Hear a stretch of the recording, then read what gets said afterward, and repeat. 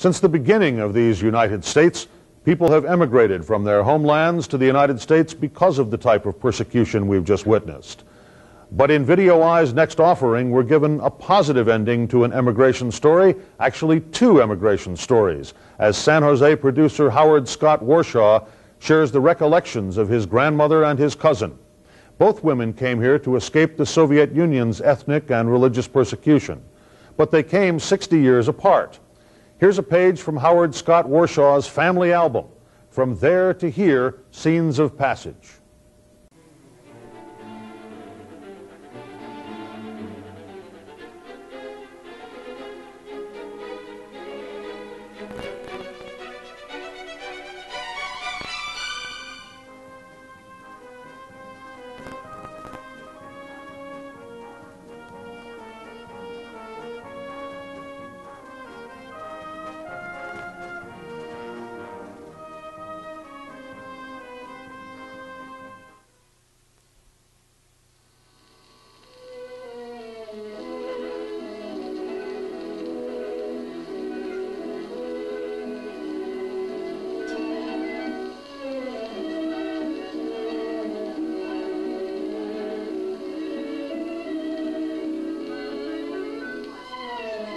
Russia was always anti-Semitic, as far as I can remember.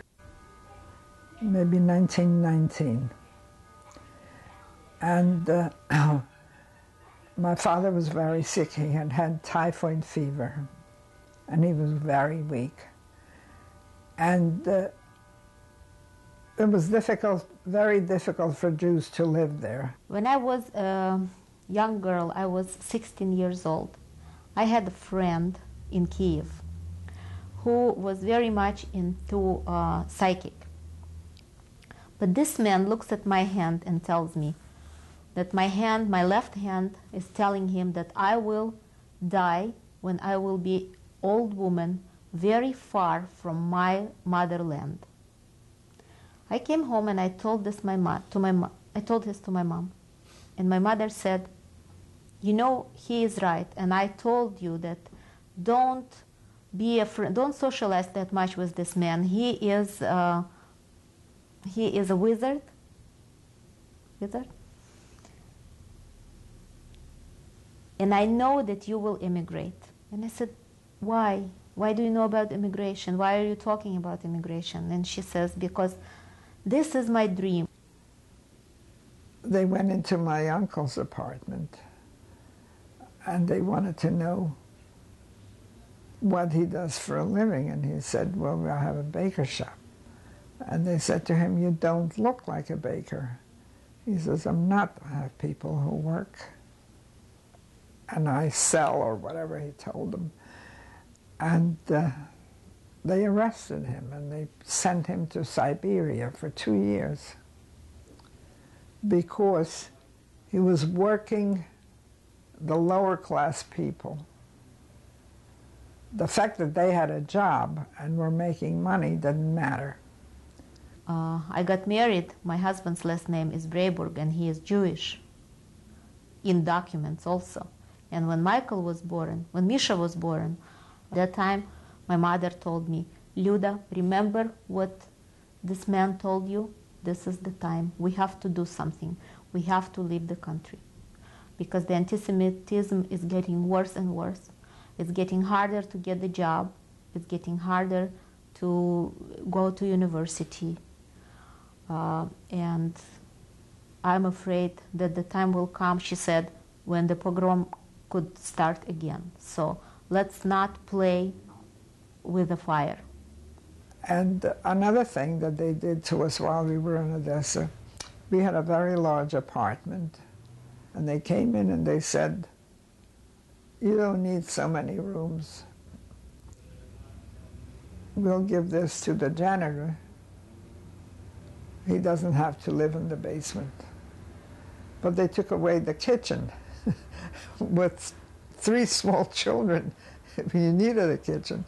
They were the things that happened in Odessa, which really finalized our decision to move. No matter how dangerous it was, we were going to get out of there. we decided that we don't want him to go through all this trouble that our grandparents and parents went through, either hiding your nationality and your last name or facing big difficulties in your life. And that's when we decided that we will go. So we got in a wagon, and we started out. I didn't know where we were going. My two brothers, William and Morris, and I, and my mother and father. And my father was at the back of the wagon, and he was reclining most of the time. And we were going, I thought we were going to the Crimea, which was a resort. And I knew that my father was recuperating. And every time they stopped us along the road, I heard my mother say to them that this is the reason we're leaving. And we kept on going until we came to a town across the river from Bessarabia. I don't remember the name of the town. And they were supposed to go, they were looking for a night where there was no moon, no moon to give too much light. It had to be a dark night. We had to walk from the road down to the beach.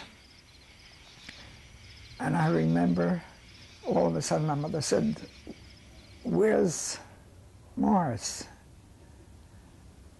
And the kids were told, we kids were told that no matter what happens, we're not to make any noise. We're not to holler, we're not to cry. And my mother said she's not going to go another step till she finds him. And she went back and she found him, and he was stuck in the mud because it had been raining for a few days before that. But he didn't cry out because he knew that he wasn't supposed to. My father had diamonds in the heel, scooped out a heel and put diamonds in a heel in both his shoes. And he lost the shoe in the mud, like I say, like my brother Morris got stuck. My father lost the shoe and he kept on going. He didn't stop. So that was gone. When we received our final document from the governmental office in Odessa with the date and with the plane tickets that we were fighting for a long time, the very sad moment started to appear. You have to say goodbye to all your life. It was a day when I went to my mother's cemetery, and I was looking at her grave, telling her that finally her dream comes through, but she is not there.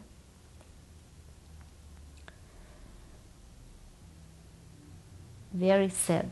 It is sad when you look, when you drive through the streets that were so dear to your heart, because every child in Soviet Union, when he is or she is growing up, has a dream to go to Moscow.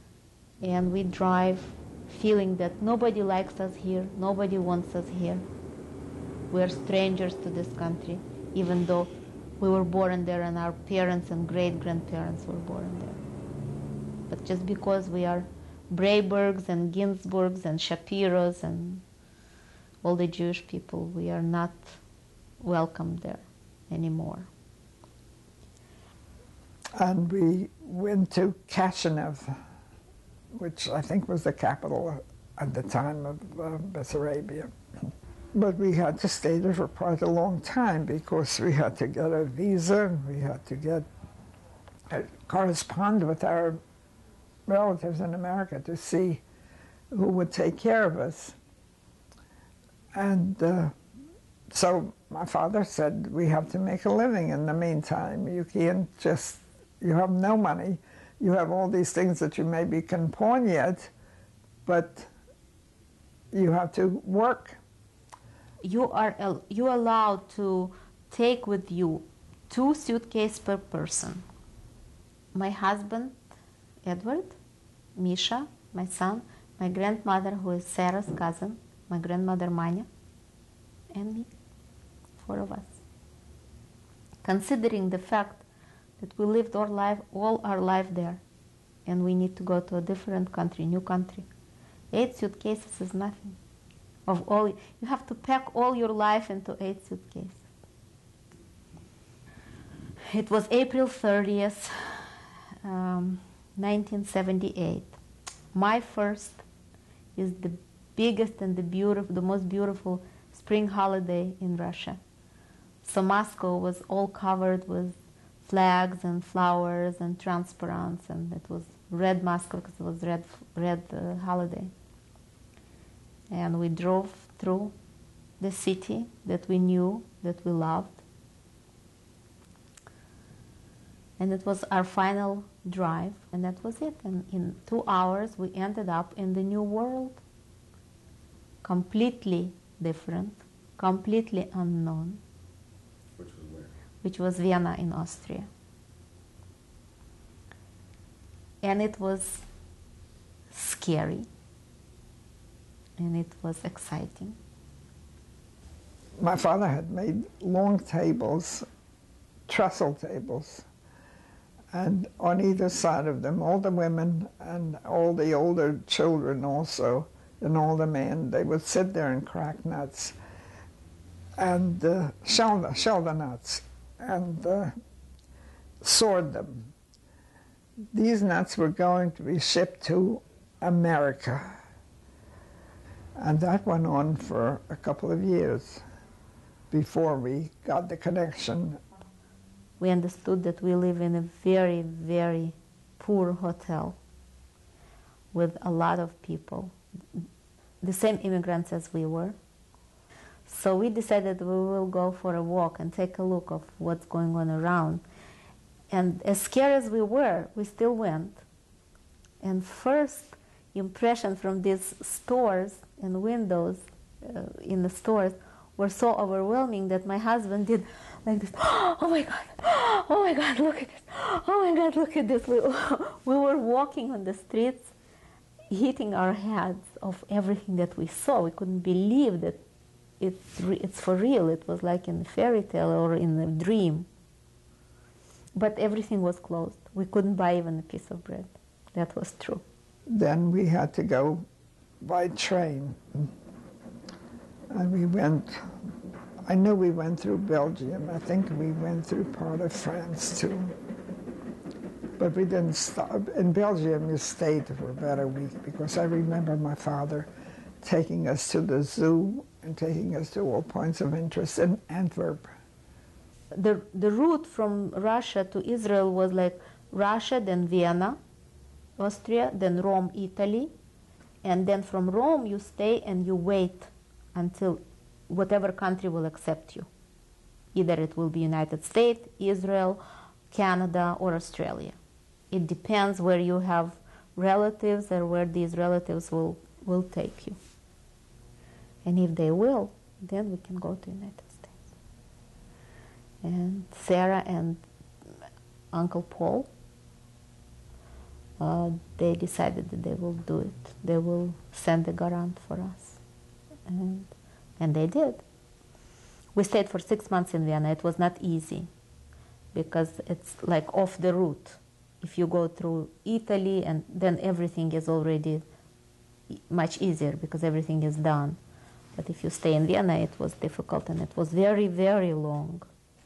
We stayed 6 months because my grandmother had heart attack. She went to hospital.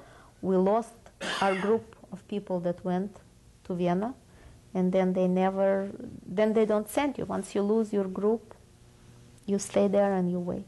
You don't know what's going to happen. You don't know whether you're going to finally reach this United States, this dream of yours, or you won't. Will you be alive? Will you be healthy? Whatever is going to happen to you. And you just call this organization and you ask, and they say, no, you're not ready yet. You're not ready yet.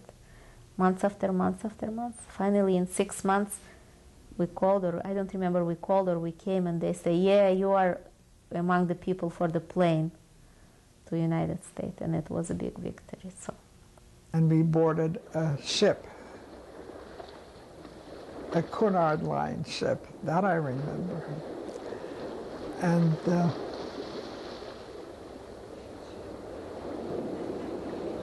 2 weeks it took us to cross the ocean. And most of the time, my mother was sick. We didn't know it at the time, but I guess the motion of the ship and the water and everything, but she just became pregnant with my sister Sylvia, who was born in the United States. But she was sick most of the time, and it took us 2 weeks to get to Ellis Island. So we took this plane and we flew for 10 hours, and then 2 o'clock in the morning our plane lands in, was it LaGuardia or I don't Kennedy. It was in the airport Kennedy.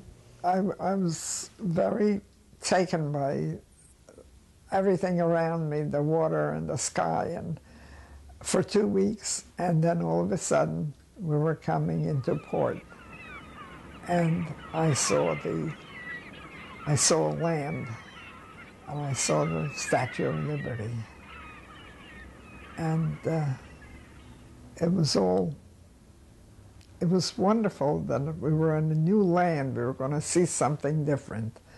I was really very excited. But then when we got onto Ellis Island, they told us we had to stay there 2 weeks. We weren't that excited anymore. But finally we came to New York. And at the airport there was Sarah, Paul, Faye, Marty, and some friend of ours. And they took us to a hotel. In Ellis Island, we were introduced to bananas, which I had never seen before, and hot dogs, which they served almost every day. Sarah and Faye are telling us that they want to take us to eat something because we probably are hungry. So they say, do you know what pizza is? And we didn't know what pizza is. Plus, we had very hard time to communicate because we didn't speak in English, but Sarah knew Russian, so with her help, okay, we said, okay, we're going to go to pizza. My mother couldn't eat them. She never tasted a hot dog after Ellis Island because the smell, she said, made her sick. So when we tried, it was delicious, but we couldn't eat. And for many, many more years, like maybe 5, 6 years, we didn't eat pizza. Because when we heard the word pizza, in memory was this very long flight and landing and overwhelming hours after landing and this hotel and nighttime. Michael is sick, my grandmother is sick. So pizza and us didn't go together for many years. And we enrolled in school, and we went to school. We learned English. We learned to read and write. And that's it. Then we came back to New York, and we rented an apartment. They helped us to rent an apartment. We rented an apartment, and we started the new life. Edward got the job. I went to school. Misha went to yeshiva. And that was the beginning of the new life. It's quite a story. Yes, quite a story.